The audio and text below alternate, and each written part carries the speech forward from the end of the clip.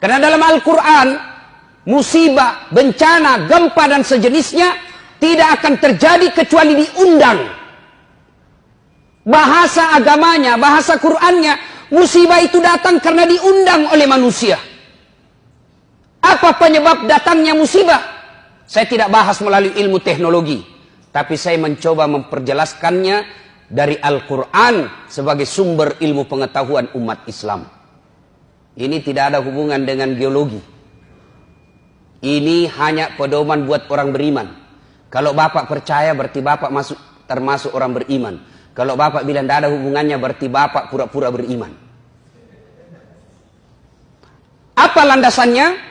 Silahkan buka Al-Quran, surah Al-Imran ayat 112. Setidaknya dalam Al-Quran itu didapati informasi ada 4 penyebab datangnya musibah yang menyebabkan sebab datang bencana alam ini. Undangan itu datang gara-gara apa? 1, kata Al-Quran, yakfuruna bi ayatillah. Mereka kufur terhadap ayat-ayat Allah. Mereka dustakan ayat-ayat Allah. Menurut orang Islam ada 2 ayat Allah. Ayat tertulis dan ayat tercipta. Ayat tertulis Al-Quranul Karim. Ayat tercipta lingkungan alam. Bagaimana sikap manusia khususnya bangsa Indonesia terhadap ayat-ayat Allah? Coba ngaku beriman. Ngaku ketuhanan yang Maha Esa. Bahkan ditulis, dideklarasikan dalam Undang-Undang Dasar Republik Indonesia, konstitusi kita mengakui dengan rahmat Allah yang Maha Kuasa. Atas berkat rahmat Allah kita merdeka. Tapi apa kelakuan bangsa Indonesia? Azan, pembacaan ayat suci di Quran dianggap mengganggu. Coba Al-Quran, katanya kita umat beragama, katanya kita percaya kepada Tuhan yang Maha Esa. Kok bisa-bisanya pengajian mengganggumu? Kok bisa-bisanya suara azan membuat kau risih? Gimana Allah tidak marah? Hasilnya bilang, kan ditahu itu jadwal. Namanya juga, jangan terlalu keras. Ya namanya panggilan pasti dikeras. Allahu Akbar, Allahu Akbar. Ya namanya panggilan pasti dikeraskan. Kalau dikecilkan, bukan namanya panggilan Pak, si bicie. Dasat, dipanggil. Dasat. Nah, itu baku bici namanya itu. Apabila kufur terhadap ayat-ayat Allah, maka itu salah satu penyebab datangnya undangan musibah. Nah, berikutnya itu ayat Quran. Kalau ayat yang tercipta, mari kita lihat perlakuan kita terhadap sumber daya alam kita. Dihabisi tanpa ada perbaikan. Saya kalau perjalanan Pak, dari Balikpapan ke Bontang, dari Balikpapan ke Sangatta, Kalimantan Timur, dari pinggir jalan kita lihat hijau. Tetapi kita naik di atas pesawat, habis gundul hutan kita. Dan anehnya siapa yang menikmati? Bukan masyarakat Indonesia. Siapa yang menikmati? Orang dari luar negeri. Gimana Allah tidak marah? Kita punya sumber daya alam melimpah. Tapi siapa yang menikmati? Orang-orang kaya yang tertentu saja di Indonesia. Dan berlebihan caranya menikmatinya. Nah, kalau ini ya tunggu mi. Tajam nih. Calon aku puang nih. Yang kedua. Penyebab menurut surah Al-Imran. Wa yaqtuluna anbiya'i bighairi haq. Mereka membunuh Nabi secara tidak hak. Nah, bila mahasiswaku di Unhas, bagaimana caranya membunuh Nabi, Ustaz? Nah, tidak ada Nabi. Secara fisik kita tidak akan membunuh Nabi lagi sekarang. Tapi apa cara kita membunuh Nabi? Sunnah-sunnahnya kita bunuh. Sunnah-sunnahnya kita injak. Mana sunnah-sunnah Nabi? Ayo kita lihat saja. Pengantin. Jelas-jelas Nabi menjelaskan, kau makan dan minum duduk, karena makan dan minum berdiri adalah cara seperti setan. Tapi apa yang terjadi di tengah-tengah kita? Gedungnya Islamic Center, pengantinnya bapaknya haji dua-duanya, turut mengundang alim ulama. Tapi apa yang terjadi ketika pesta pengantin? Standing party. Dan kita bangga dengan itu. Pantas sunnah-sunnah Nabi kita injak-injak. Masih berkaitan dengan pengantin. Ini riolo ugi mangka saya masiri kiko anak tak si rani. Malu kita kalau anak kita belum menikah sama laki-laki. Tapi apa lihat Pak? Tinggi sekolahnya bapaknya. Profesor doktor bapaknya. Tokoh masyarakat bapaknya. Kita lihat undangan pengantinnya. Belum ijab kabul anaknya sudah baku peluk. Fotonya di undangannya. Jangan lihat Pak. Yang mengundang tinggi sekolahnya. Tokoh masyarakat. Disegani. Terpopuler di satu kampung. Tapi lihat undangan pengantinnya anaknya. Belum pi ijab kabul sudah baku peluk. Dikasih bodoh-bodoh sama fotografer. Ya, maju-maju kok sedikit.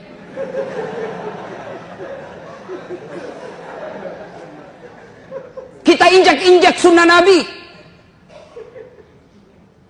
Nabi menginformasikan dalam hadisnya diriwayatkan oleh Bukhari. Haram merubah nasab. Haram mengerubah silsilah orang tua kita. Dek nawad ngirobah sana anak natawe. Tapi apa yang terjadi? Kita sok barat-barat. Sudah menikah, istri tak langsung siapa namanya di belakangnya, istri tak suaminya. Siapa ngajar gitu? Nabi sudah jelas, tidak boleh kau robah namanya bapaknya istrimu di belakang. Contoh konkret. Nama istri Naurah Siddiqiyah. Nasrun, nama bapaknya. Begitu setelah menikah suaminya Das'at Latif, berubah namanya. Naurah Siddiqiyah Das'at Latif.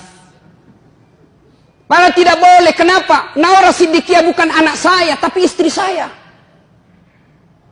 Coba, Matandre itu sikolana. Tinggi jabatannya. Tapi begitu sudah menikah, namanya istrinya naganti. Apa pernah kita dengar Rasulullah mengganti nama istrinya Khadijah Muhammad? Tidak. Khadijah tetap disebut Khadijah binti Khuwailid. Aisyah binti Abu Bakar Siddiq. Sunnah-sunnah Nabi kita injak-injak. Kalau ada yang tidak melaksanakan sunnah, atau ada orang yang melaksanakan sunnah, kita anggap kampungan. Kita lihat saudara kita yang agak naik-naik celananya sedikit, dibilang apa? Banjir di kapang. Ada saudara kita memelihara jenggotnya karena cintanya kepada sunnah, apa dia bilang? Dedek lewat-lewat naso alim. Apabila sunnah-sunnah Nabi kita injak-injak, tunggu azab Allah akan datang. Wa yaqtuluna anbiya'i bighairi haq. Yang ketiga, yang akan menyebabkan turunnya bencana alam. Wa kanu yaqtadun. Mereka telah melampaui batas. Tak lewat-lewat nih Pak. Lihat lagi Pak. Agama Islam mengajarkan amar ma'ruf nahi mungkar. Dan siapa yang punya tugas? Ulama, para mubalik.